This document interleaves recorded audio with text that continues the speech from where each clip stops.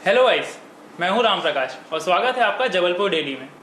दोस्तों, जबलपुर डेली की ओर से आप सभी को महाशिवरात्रि की हार्दिक शुभकामनाएं।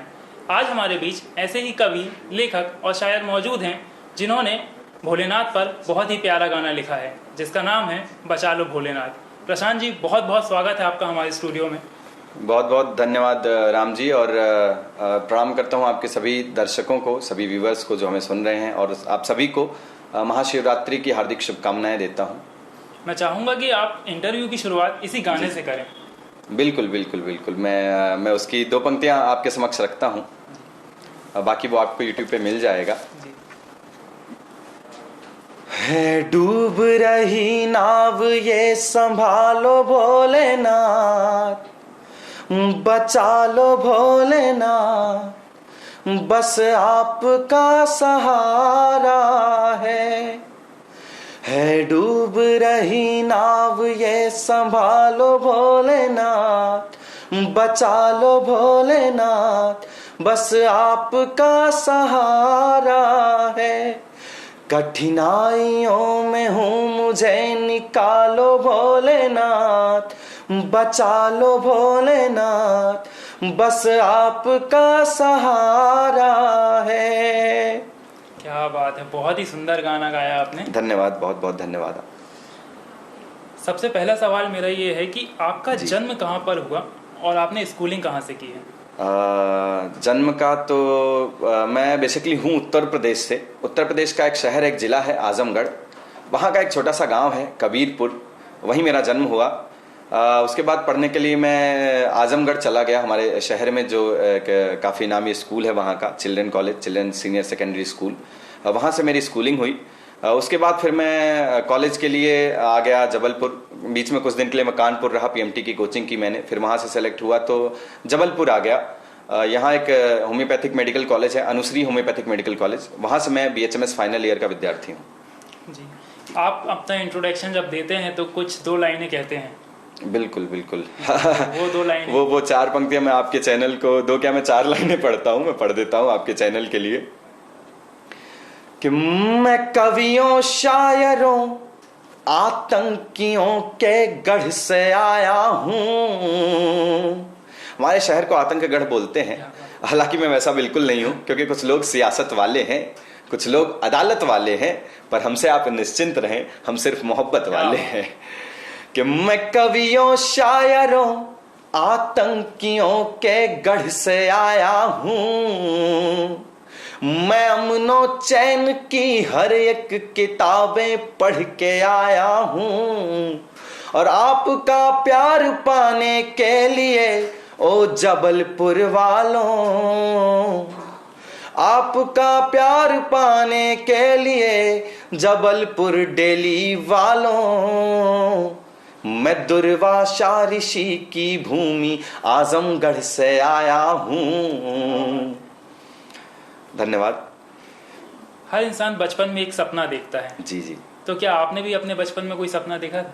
हाँ बिल्कुल। मैं बचपन से ही कला प्रेमी था, और मैं चाहता था कि मैं एक्टर बनूं। एक दिन मुझे लोग जाने, पूरा दुनिया जाने, पूरा देश जाने, मैं एक सेलिब्रिटी के रूप में स्थापित हूँ, जहाँ जाऊँ वहाँ 10 लोग पहचानने वाले हों, जानने वाले हों। तो बचपन से एक्टर बनने का सपना था। हालांकि परिस्थितियाँ वैसी रही नहीं, बाद में बदलती गई, क्योंकि ग्रामीण परिवेश में रहा। फिर स्कूल में मैंने ड्रामा में पार्टिसिपेट किया कई बार, बहुत पसंद आता था मेरा एक्ट लोगों को। अभी कॉलेज में भी मैंने कई बार ड्रामा किया, बहुत पसंद आया। अभी एक्टिंग के फील्ड में मेरा ज़्यादा रहा नहीं। शायरी में अच्छा चला, मंचों तक पहुंचा, धीमे धीमे कवि सम्मेलन के मंचों पर आता गया। तो अभी फिलहाल कवि और शायर के रूप में ही स्थापित हूँ। आप कविताएं लिखते हैं, शायरियाँ लिखते हैं, तो आपको कविताएं और शायरी लिखने का इंटरेस्ट कहाँ से आया? इंटरेस्ट का तो क्या है कि बचपन से हमारे घर में ऐसा माहौल था, साहित्यिक माहौल था एक तरीके से। हमारे दादाजी जो थे, ग्रैंडफादर हमारे स्वर्गीय चंद्रभूषण मिश्र जी, वो एक कॉलेज के संस्थापक थे, प्रधानाचार्य थे। उनके स्कूल में हमेशा दिवाली के पहले एक कवि सम्मेलन हुआ करता था, राष्ट्रीय स्तर का। तो पूरे देश से वहाँ कवि आते थे, 4-5 हजार की भीड़ लगती थी सुनने के लिए, तो हम लोग भी जाते थे। तो बचपन से एक माहौल रहा कविताएं सुनने का। तो धीमे धीमे सुनते मैं भी तुकबंदियाँ करने लगा, और फिर चोरी चोरी कुछ चीज़ें लिखने लगा और छुपते छुपाते, और अभी इतने टाइम फिर धीमे धीमे आके मंचों पे आ गया, बाहर आ गई थी। बिल्कुल। जैसे आपने बताया कि छुपते छुपाते लिखने लगे तो जब आपके परिवार को पता चला कि आप कला के क्षेत्र में जाना चाह रहे हैं, लेखन के क्षेत्र में जाना चाह रहे हैं, एक्टर बनना चाह रहे हैं जी, तो उनका फर्स्ट रिएक्शन क्या था? फर्स्ट रिएक्शन तो अब चूंकि हम एक मिडिल क्लास फैमिली से होते हैं, बहुत साधारण परिवार से आता हूँ, तो वहाँ ऐसा कोई माहौल था नहीं। लोग कविताएं सुनना पसंद करते थे, एक्टर्स को देखना पसंद करते हैं, लेकिन अगर खुद का बेटा एक्टर बनने की बात कर दे तो कहते हैं बेटा तुम पढ़ाई लिखाई करो, ये फालतू की चीजें हैं, ये सब कर नहीं पाओगे। तो तुम ये एक साधारण से जो हमारे साधारण सपने होते हैं जीवन के कि तुम पढ़ाई लिखाई करो, एक डॉक्टर बन जाओ, एक मतलब कोई भी एक सरकारी नौकरी पालो, अपना परिवार चला लो। तो वहाँ सेलिब्रिटी बनने का अगर आप किसी को कहें तो लोगों को लगता है ये ऊपर ऊपर की हवा की बातें कर रहा है बच्चा। तो पहला रिएक्शन वैसे ही आया। फिर धीमे धीमे मैं लिखना शुरू किया, मैं मंचों पर आया तो कई बार देखा घर वालों ने कि भाई रेडियो पे जा रहा है बच्चा, टीवी पे आ रहा है, आए दिन लगातार अखबारों में छप रही हैं कविताएं, पत्रिकाओं में आ रही हैं। तो धीमे धीमे एक्सेप्ट करते गए उसको, चीज़ों को। जी, आपने कई प्रोजेक्ट्स में काम किया है, तो प्रोजेक्ट्स के बारे में कुछ बताइए। मेरे कई सारे गाने रिलीज हो चुके हैं, लगभग 4 गाने मेरे रिलीज हुए हैं। एक दंत एंटरटेनमेंट, एक छत्तीसगढ़ का बैनर है, उसके बैनर तले, अलख मिश्रा जी के प्रोडक्शन हाउस के तले। पहला गाना आया था मेरा छठी मैया से वरदान मांगला, जो छठ माता का गाना था, मेरा ही लिखा हुआ था, मेरा गाया हुआ था। उसके बाद दूसरा गाना आया नवरात्रि में, 9 दिन के लिए माई आ जाइए, उसको भी दर्शकों का बहुत प्यार मिला। उसके बाद तीसरा गाना मेरा रिलीज हुआ बचा लो भोलेनाथ, जो जिसका भी जिक्र यहाँ पे हुआ शुरुआत में, भोलेनाथ जी के ऊपर, वो भी मेरा लिखा हुआ, मेरा गाया हुआ था। और चौथा अभी रिसेंट मेरा एक गाना रिलीज हुआ है पापा के परी, जो लगभग 20,000 के आसपास लोगों ने उसे देख लिया है यूट्यूब पर और चलते जा रहा है, अच्छा चल रहा है। रोमांटिक सॉन्ग है, भोजपुरी में, मेरा लिखा हुआ है, मेरी ही आवाज में गाया हुआ है। वो दर्शक जरूर सुने, उसे भी सुने। और बहुत अच्छी बात है कि आपके बनाए प्रोजेक्ट्स को इतना समर्थन मिल रहा है। बिल्कुल जी, अब आपको कैसा लगता है जब आप इतने प्रोजेक्ट्स में काम कर चुके हैं, कैसा फील करते हैं अब आप? अब तो बहुत अच्छा लग रहा है कि लोगों को मेरा काम पसंद आ रहा है, मेरी मेहनत रंग ला रही है, धीमे धीमे मंचों पर आ रहा हूँ, टीवी पे आ रहा हूँ, तो ये अच्छा लगता है। बहुत अच्छी फीलिंग आती है कि हम एक साधारण परिवार से उठे और धीमे धीमे अपनी नाम की पहचान बनाई, अपने नाम का एक वजूद खड़ा किया, और धीमे धीमे ये भविष्य में और बेहतर होते जाएगा जैसे दर्शकों का प्यार मिलता जाएगा मेरे गानों को। जी, किसी भी मुकाम तक पहुंचने के लिए संघर्ष बहुत जरूरी होता है। जी जी। तो आपने अपने जीवन में कितना संघर्ष किया है? संघर्ष तो जीवन का हिस्सा है, बेशक संघर्ष जीवन का हिस्सा है। किसी महापुरुष ने कहा है कि संघर्ष ही जीवन है। जीवन में अगर संघर्ष ना हो तो हम खरे नहीं हो पाएंगे। जैसे सोना होता है ना, वो जितना तपता है उतना खरा होता जाता है। तो अगर सोना बनना है तो आपको तपना तो पड़ेगा, संघर्ष तो करना पड़ेगा। संघर्ष इतना है कि आप एक साधारण से गांव से उठ के एक आज बड़े शहर में एक टीवी चैनल पे बैठा हूं, तो आप समझ सकते हैं कि कितना संघर्ष करना पड़ा होगा। इन चीज़ों में बहुत सारी चीज़ें बीच में आती गई, कुछ लोगों ने टांगें खींची, कुछ लोगों ने हाथ पकड़ के ऊपर भी खींचा कि बेटा आओ आगे बढ़ो। तो हर प्रकार के लोगों से मिला संघर्ष। जब भी मेरे जीवन में संघर्ष पे कोई पूछता है तो मुझे राम की याद आती है, भगवान राम की, कि एक व्यक्ति जो महलों से रहता है उसको वनवास दे दिया जाता है, फिर कभी वो कंदमूल खा रहे हैं, कभी पैरों में कांटे चुभ रहे हैं, कितना जीवन में उनके संघर्ष रहा होगा। इवन 4 पंक्तियां मैंने उस पर लिखी भी हैं, आप कहें तो मैं सुना दूं। कि घर पे बैठे बैठे ही हर काम बन नहीं जाता, संघर्ष के बिना ही जग में नाम बन नहीं जाता, संघर्ष के बिना ही जग में नाम बन नहीं जाता, और उम्र भर निभानी पड़ती हैं असंख्य मर्यादाएं, उम्र भर निभानी पड़ती हैं असंख्य मर्यादाएं, एक दिन में यूं ही कोई राम बन नहीं जाता, एक दिन में यूं ही कोई। तो हमें संघर्ष कभी छोड़ना नहीं चाहिए, संघर्ष करते रहना चाहिए। संघर्ष ही हमारा मार्ग प्रशस्त करता है। हमारी मम्मी बड़ी परेशान रहती है, मैं अक्सर रात में 1-2 बजे 3 बजे 4 बजे कई बार भोर हो जाती है कभी सम्मेलन से लौटने में, तो उन्हें लगता है बच्चा खाया कि नहीं, पिया कि नहीं। तो ये सब बड़ी छोटी बातें होती हैं। जब आपके दिमाग में कोई बड़ा लक्ष्य होता है तो ये छोटी चीजें इग्नोर करते करते आगे बढ़ते रहना चाहिए जीवन में। अगर व्यक्तिगत जीवन की बात करें तो आपकी फेवरेट डिश कौन सी है? फेवरेट डिश तो भैया ब्राह्मण आदमी हूँ, मिठाई छोड़ नहीं पाता। मिठाई बहुत पसंद है मुझे, मीठे वाली हर चीज़ें पसंद है। पूड़ी बहुत खाना पसंद है, पनीर खाना पसंद है। आप अपने जीवन में अपना आदर्श किसे मानते हैं? आदर्श, जैसे अभी मैंने जिक्र किया, भगवान राम को मानता हूँ, क्योंकि उनका जो जीवन है बहुत बहुत प्रेरणादायी है, बहुत संघर्ष पूर्ण है। और जो व्यक्ति उस जीवन को आत्मसात कर लेगा, उसके जीवन में अपने आप तरक्की होती चली जाएगी। किसी कविता को या किसी रचना को लिखने में आपको कितनी मेहनत लगती है या फिर कितना समय लगता है? कविता तो भैया लिखने में कोई समय की कोई सीमा ही नहीं है। आप खुद भी चूंकि कवि हैं, आप समझते होंगे इस बात को। कविताएं लिखने में बस माँ सरस्वती की देन है, जब वो उतारती हैं तो आती जाती हैं दिमाग में और लिखते जाती हैं। कई बार हम चुटकियों में कुछ चीज़ें लिख देते हैं और कई बार लिखने बैठते हैं विधिवत कि हाँ भैया इस फिल्म के लिए गाना लिख दो, और रात रात भर जगते रहते हैं, नहीं हो पाता। अभी रिसेंटली एक फिल्म के लिए मुझे गाना लिखना था, एक आज़ाद फिल्म आ रही है। मैंने 3-4 गाने लिख के दिए, हमारे डायरेक्टर साहब को नहीं पसंद आए। मैंने उस पर करीब 10-15 दिन मेहनत की। तो कई बार आप मेहनत करते हैं तो नहीं लिखाता, और अपने मन से चुटकियों में आपको कोई कहेगा आप लिख देंगे और बहुत अच्छा लिखा जाएगा जी। तो ऐसा होता रहता है। समय की कोई गारंटी नहीं। कोई गारंटी नहीं। कई बार हम रात में 12 बजे शुरू किए लिखना, सुबह 5 बज गए, 10 बजे कॉलेज पहुंचना है, कॉलेज में आके मिलते हुए पहुंचेंगे, भैया टीचर पूछेंगे बेटा क्या कर रहे थे सर, रात में कविता लिख रहे थे। तो ये कवि के जीवन का हिस्सा है ये चीजें। हम इंटरव्यू को आगे बढ़ाएं, इससे पहले मैं चाहूंगा कि आप अपनी कोई रचनाएं जो हमारे दर्शकों के सामने रखना चाहेंगे। बिल्कुल, मैं अपनी एक गजल आपके जबलपुर डेली न्यूज के सारे दर्शकों तक पहुंचाना चाहूंगा, सुनिएगा। कि छूटता ही नहीं ये दाग मेरे सीने से, छूटता ही नहीं ये दाग मेरे सीने से, उसने लिखी थी मोहब्बत बड़े करीने से। छूटता ही नहीं ये दाग मेरे सीने से, उसने लिखी थी मोहब्बत बड़े करीने से। और बात कोई भी हो करने को जी नहीं करता, बात कोई भी हो करने को जी नहीं करता, बंद जब से हुई है बात उस नगीने से। बात कोई भी हो करने को जी नहीं करता, बंद जब से हुई है बात उस नगीने से।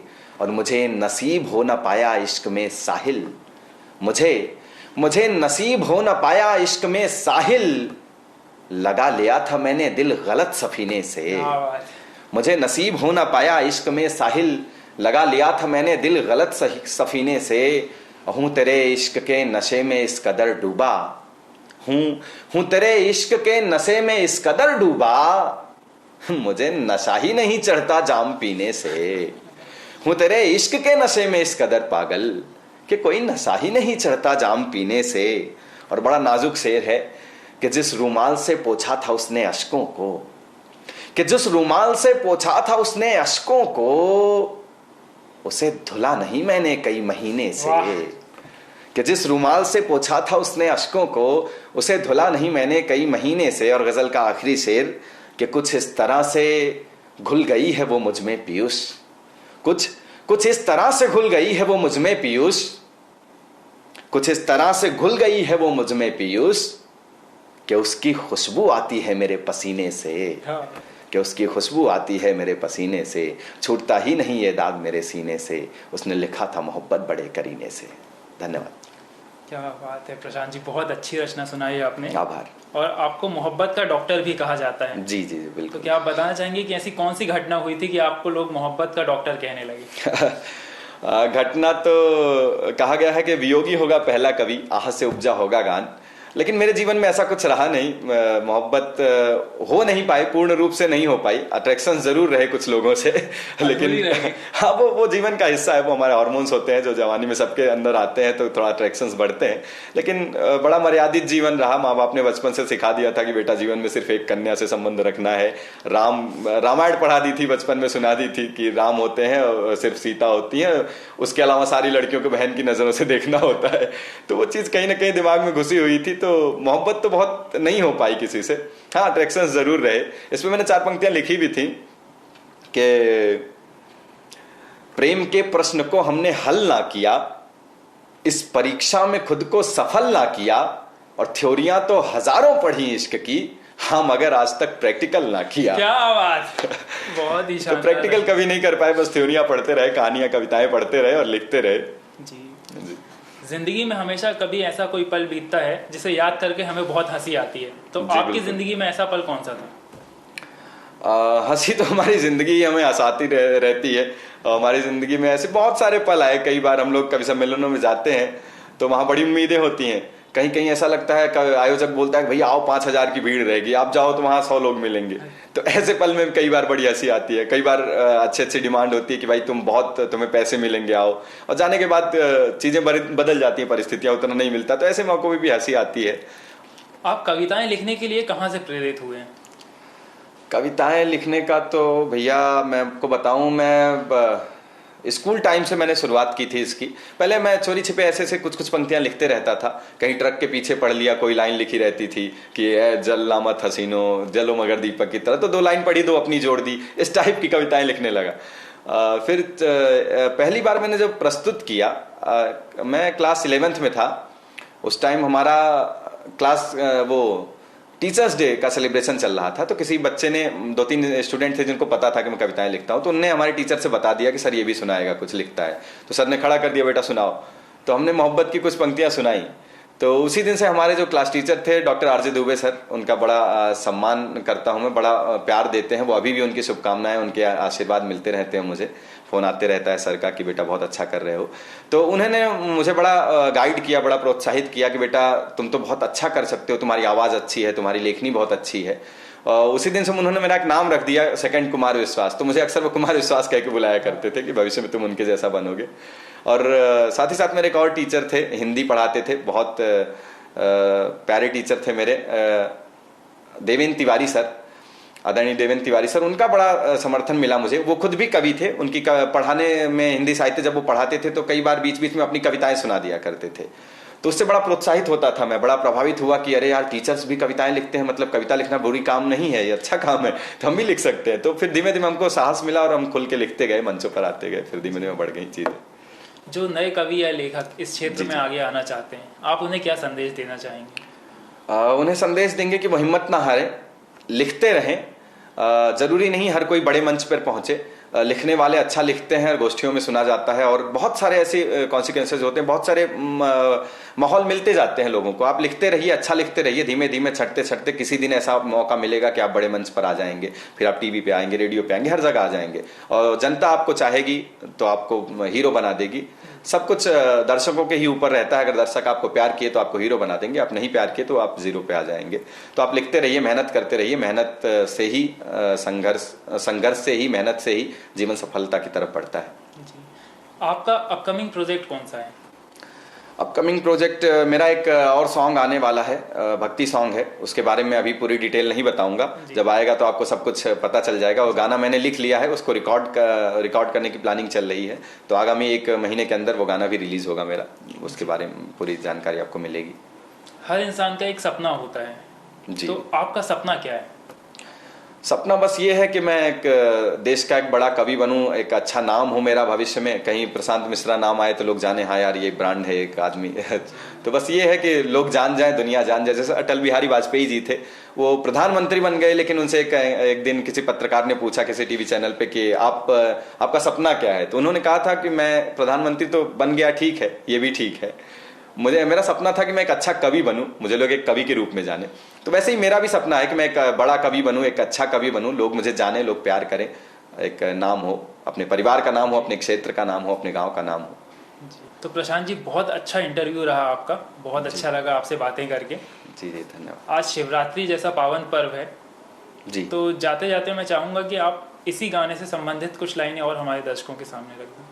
बिल्कुल बिल्कुल, मैं भगवान भोलेनाथ का ये जो मेरा गीत है बचा लो भोलेनाथ, तो उसकी कुछ पंक्तियां आपके समक्ष रखता हूं, सुनिएगा।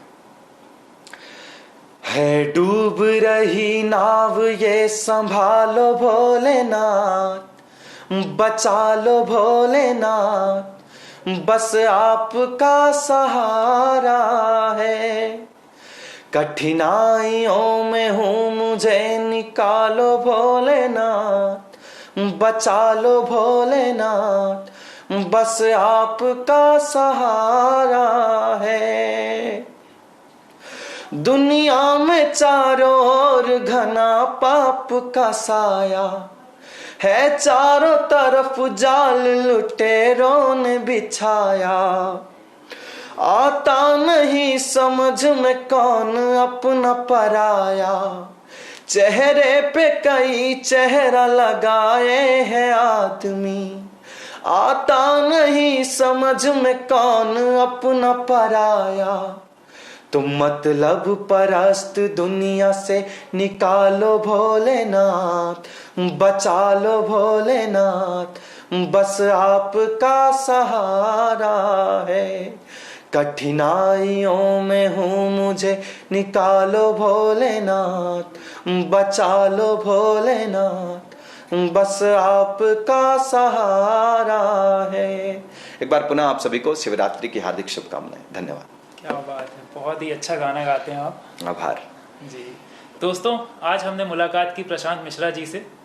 हम आपको ऐसे ही नए नए कलाकारों से मिलवाते रहेंगे। तब तक के लिए आप बने रहिए जबलपुर डेली के साथ।